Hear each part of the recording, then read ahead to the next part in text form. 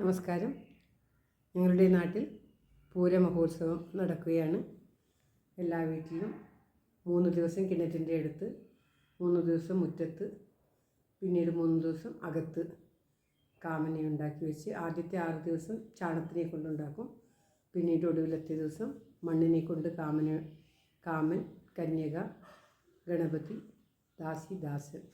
ചിലർ പലക വെച്ചിട്ടും ഇങ്ങനെ ഉണ്ടാക്കാതെ മണ്ണുകൊണ്ടാണ് ഒടുവിലത്തെ 3 ദിവസം കുന്നിക്കുരു കൊണ്ട് കണ്ണും അരി കൊണ്ട് വായ് പല്ലും ഒക്കെ ഉണ്ടാക്കി മനോഹരമായിട്ട് ഭഗവാന്റെ രൂപം ഉണ്ടാക്കും.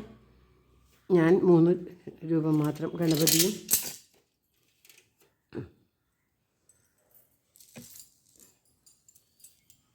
കാമനും കന്യകയും മാത്രമാണ് ഉണ്ടാക്കിയത്.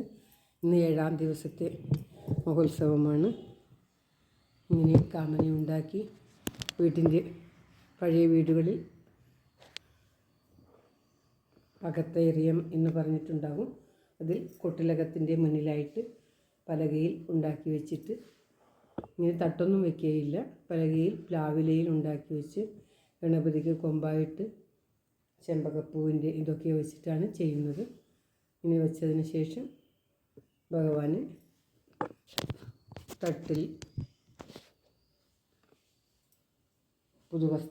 അലക്കിയ വസ്ത്രം, ഭസ്മമൊക്കെ വെച്ച് പിന്നീട് കാമന് ആദ്യം ഓം നമോ ഭഗവതി വാസുദേവായ, ഓം ശ്രീകൃഷ്ണായ നമോ.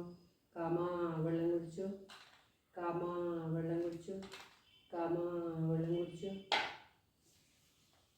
കാമാ പൂച്ചൂടിക്കോ, കാമാ പൂച്ചൂടിക്കോ,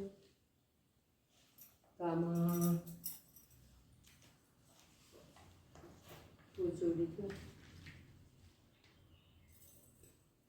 കാമാ വെള്ളം കുടിച്ചോ, കാമാ വെള്ളം കുടിച്ചോ, കാമാ വെള്ളം കുടിച്ചോ.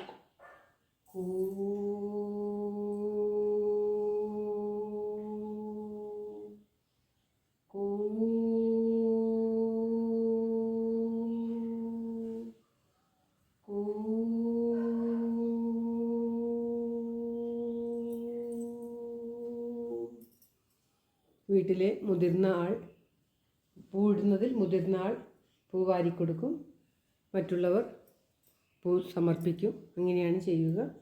അതിനുശേഷം 3ാമത്തെ പ്രാവശ്യം 3 പ്രാവശ്യം പൂ കൊടുത്തിട്ട് കാമനെയും പൂ കൊടുക്കുന്ന ആളെയും പ്രദക്ഷിണം 3 പ്രാവശ്യം വെച്ചിട്ട് ആണ് പൂ സമർപ്പിക്കുക.